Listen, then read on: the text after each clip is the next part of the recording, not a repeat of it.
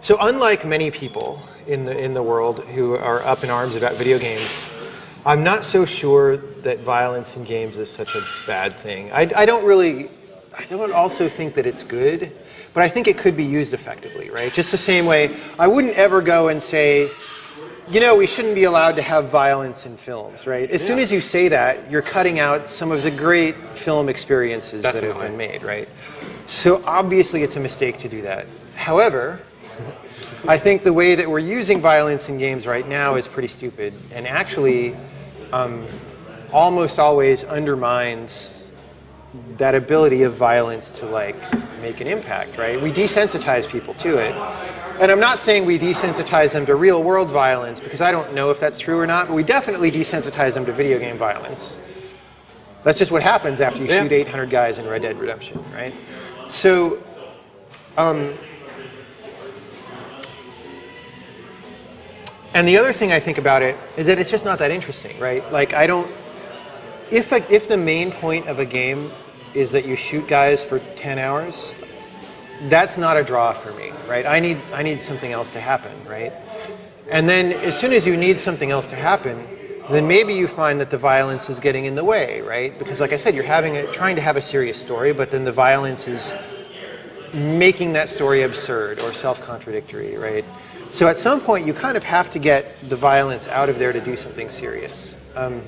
In The Witness, though, the lack of violence is not really because of that. It's more straightforwardly just that I didn't want to have an action element, and violence is usually, at least to some degree, an action element, right?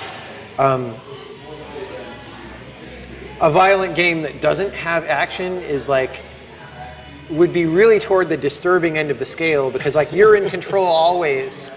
It's like you've got people tied up and you're having violence on them, right? Yeah. That would be a very disturbing game. This is not what The Witness is. My views on this tend to be a little bit different from what people expect. So one thing that people think about, so phone games are not necessarily too violent, but games on consoles and PCs are often, I'm going to go kill a bunch of guys, or I'm going to beat them up or something. And that negative aspect, when people think about games being bad, that actually gets most of the attention, at least in the US, and I don't know, it's probably not so different here. And I don't think that's good.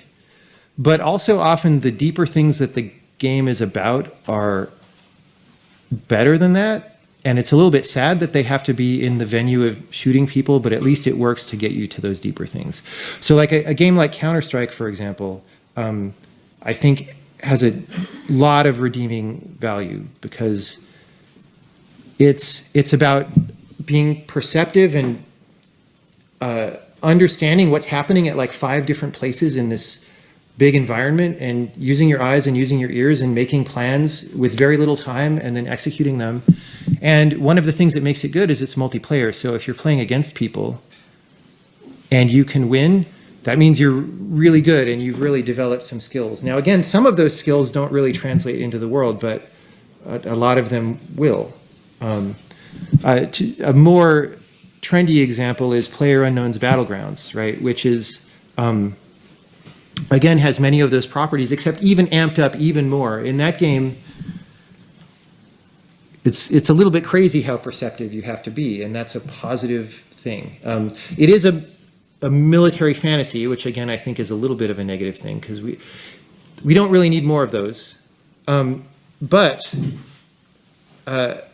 it actually gets rid of, both Counter-Strike and that game get rid of what I think is the most negative part of all these military fantasies, and the most psychologically destructive part, which is what you see in the single player ones like Call of Duty and stuff, which is just, this game is this fantasy about how I can be an army guy with a gun, and I can just kill all the bad guys, which is the same fantasy in these movies, by the way, right? I can just defeat all the bad guys, and I'm better than hundreds of them, and their lives don't matter, and I'm just going to run around winning because I deserve to win because I'm me, right? That's what most of these single player games say. And the nice thing about the multiplayer games is they get rid of all of that, because if you're there being an army guy with a gun, there's somebody else there being an army guy with a gun, and you actually learn something from that. You learn how not easy it is to defeat even one person, right? much less hundreds or thousands, and it's a real person, and all that comes into play. So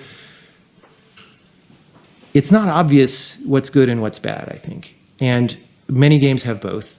And I don't like violent games so much, but what is more insidious to me, or more destructive even, is the kind of psychological manipulation games, which is actually now in both of these. So now you have Call of Duty with the endless character upgrading that tries to keep you playing forever, and the violence. So that's maybe worse than anything else. But even just like Farmville or something, where that game is, those games are a trap, right? They're a trap where they try to get you to notice them being a shiny thing on your phone, and then they just try to keep you there.